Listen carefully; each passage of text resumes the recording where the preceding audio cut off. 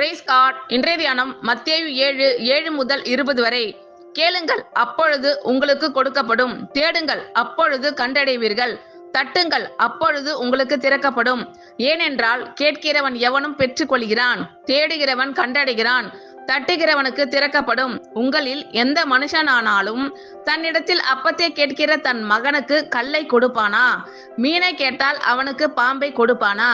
ஆகையால் பொல்லாதவர்களாகிய நீங்கள் உங்கள் பிள்ளைகளுக்கு நல்ல ஈவுகளை கொடுக்க அறிந்திருக்கும் போது, பரலோகத்தில் இருக்கிற உங்கள் பிதா தம்மிடத்தில் வேண்டிக் கொள்ளுகிறவர்களுக்கு நன்மையானவைகளை கொடுப்பது அதிக நிச்சயம் அல்லவா? ஆதலால் மனுஷர் உங்களுக்கு எவைகளை செய்ய விரும்புகிறீர்களோ அவைகளை நீங்களும் அவர்களுக்கு செய்யுங்கள். இதுவே நியாய பிரமாணமும் தீர்க்க தரிசனங்களும் ஆம். இடுக்கமான வாசல் வழியாய் உட்பிரவேசியுங்கள். கேட்டுக்கு போகிற வாசல் விரிவும் வழி விசாலமுமாய் இருக்கிறது, அதன் வழியாய் பிரவேசிக்கிறவர்கள் அநேகர்.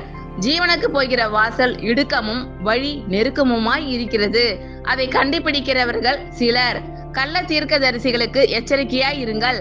அவர்கள் ஆட்டுத்தோலை போர்த்து கொண்டு உங்களிடத்தில் வருவார்கள், உள்ளத்திலோ அவர்கள் பட்சிக்கிற ஓநாய்கள். அவர்களுடைய கனிகளினாலே அவர்களை அறிவீர்கள். முட்செடிகளில் திராட்சை பழங்களையும் முட்பூண்டுகளில் அத்தி பழங்களையும் பறிக்கிறார்களா? அப்படியே நல்ல மரமெல்லாம் நல்ல கனிகளை கொடுக்கும், கெட்ட மரமோ கெட்ட கனிகளை கொடுக்கும். நல்ல மரம் கெட்ட கனிகளை கொடுக்க மாட்டாது, கெட்ட மரம் நல்ல கனிகளை கொடுக்க மாட்டாது. நல்ல கனி கொடாத மரமெல்லாம் வெட்டுண்டு அக்கினியிலே போடப்படும். ஆதலால் அவர்களுடைய கனிகளினாலே அவர்களை அறிவீர்கள். ஆமென். Thank you Lord. கர்த்தர் உங்கள் அனைவரையும் ஆசீர்வதிப்பாராக. God bless you all.